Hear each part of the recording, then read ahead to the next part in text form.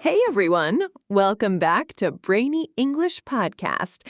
This is the place where we make English fun, practical, and easy. Absolutely. And today we're taking you straight into one of the most popular spots for practicing English, the coffee shop. Yes! We'll listen to a short dialogue between a customer and a barista, and then we'll break it down together. Not just the words, but also idioms, expressions, and even the names of some famous drinks you'll definitely hear in a cafe.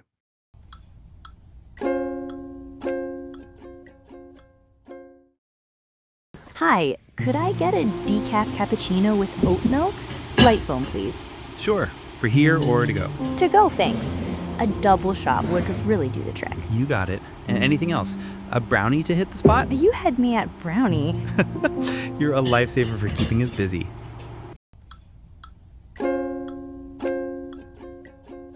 Okay, let's break down the idioms we just heard because they're really natural and fun. Yeah, and if you learn these, you'll sound much more fluent when speaking English. Idiom 1. Do the trick. Do the trick means something is good enough to solve your problem or give the result you want. Right. For example, in the dialogue, when the customer says, a double shot would really do the trick, it means that will give me enough energy. Exactly. And I remember once when I was super tired after a long night of studying, one small cup of espresso really did the trick for me. I was awake the whole morning. Same here. Sometimes even just a glass of cold water can do the trick if you're feeling sleepy. So it doesn't always have to be coffee. Idiom 2. Hit the spot. Now, hit the spot is another fun phrase. It means something is exactly what you need at that moment. Like when you're really hungry and someone gives you a slice of pizza, that hits the spot. Yes, in the dialogue, the barista says, a brownie to hit the spot, meaning this brownie is exactly what you need to feel satisfied. I remember once after a hot summer walk, a cold lemonade really hit the spot. It was the best feeling ever. Oh, yes, her hot soup in winter. Nothing hits the spot like that. Idiom 3. You had me at... This one is funny and very common in everyday English. You had me at... It means I was convinced the moment you said that. Exactly. In our dialogue, the customer says, you had me at brownie. That means the moment you said brownie, I was already interested and only need to say more. I often use this jokingly. Like if someone says free coffee, I'd say, you had me at free. Me too. Or if a friend says a movie night with popcorn, I'd say, you had me at popcorn. Idiom 4. You're a lifesaver. And finally, you're a lifesaver. This is a really warm, friendly expression. It means you really helped me out. You've saved me from trouble. For example, when a classmate gives you their notes before an exam, you can say, thanks, you're a lifesaver. Or when someone helps you carry heavy bags. I've said this so many times to my friends. It's not about literally saving your life. It's about helping you when you really need it. Coffee drinks, real talk. All right, let's get real. Coffee menus can be confusing. You walk into Starbucks or any cafe, and suddenly there are 10 different names. Latte, cappuccino, macchiato. What's the difference? Exactly. And if English isn't your first language, it's even more stressful. But don't worry, we're going to make it crystal clear. Espresso. Let's start with espresso. Espresso was like the foundation. It's a tiny cup, very strong, very concentrated. Think of it as like the heart of coffee.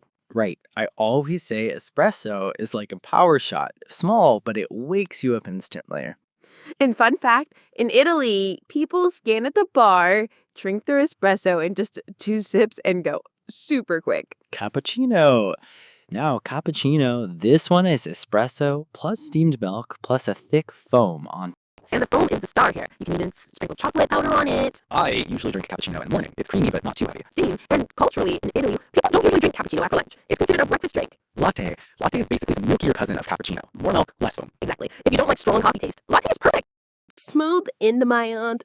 I remember when I first moved abroad, I always ordered a latte because I was scared espresso would be too strong. Americano. Next up, Americano. That's just espresso with hot water added. It tastes similar to black coffee, but smoother, not as intense as straight espresso. And there's a story. During World War II, American soldiers in Italy added water to espresso to make it more like the drip coffee they drank back home.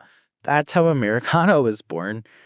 Macchiato. Macchiato is interesting. The word means stained in Italian. Exactly. It's basically espresso with just a tiny bit of milk, like a stain of milk. It's for people who want strong coffee flavor, but just a touch of softness. Mocha is espresso, milk, and chocolate. It's like coffee and hot chocolate had a baby. That's true. It's sweet, rich, and perfect if you're not into bitter coffee. Honestly, mocha was my gateway drink into coffee. I started with mocha and then moved to cappuccino and espresso later. Decaf. Let's not forget decaf. Decaf is coffee without caffeine. But it still tastes like coffee. It's for people who love the flavor but don't want to stay awake all night. My mom drinks only decaf, especially in the evening. Otherwise, you can't sleep. And of course, milk alternatives are huge now. Oat milk, almond milk, soy milk, coconut milk. Yeah, especially oat milk. It's creamy and works really well with coffee. I actually switched to almond milk because it's lighter, but honestly, every cafe now gives you choices. Which is great for people who are lactose intolerant or vegan. Okay, now that you know the idioms and the drinks, let's play with dialogue again. Listen carefully and try to spot the idioms and the drink vocabulary.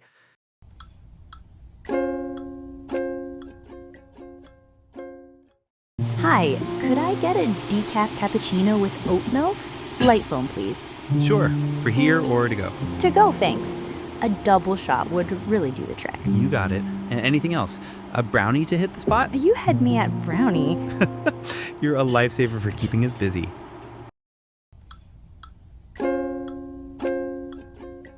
And that's our coffee shop adventure for today. Now you can order coffee like a pro and use idioms that make you sound fluent. Remember, practice these words and phrases until they feel natural. And don't forget to try them in real life, maybe at your local cafe. Thanks for listening to Brainy English Podcast. See you next time. Bye.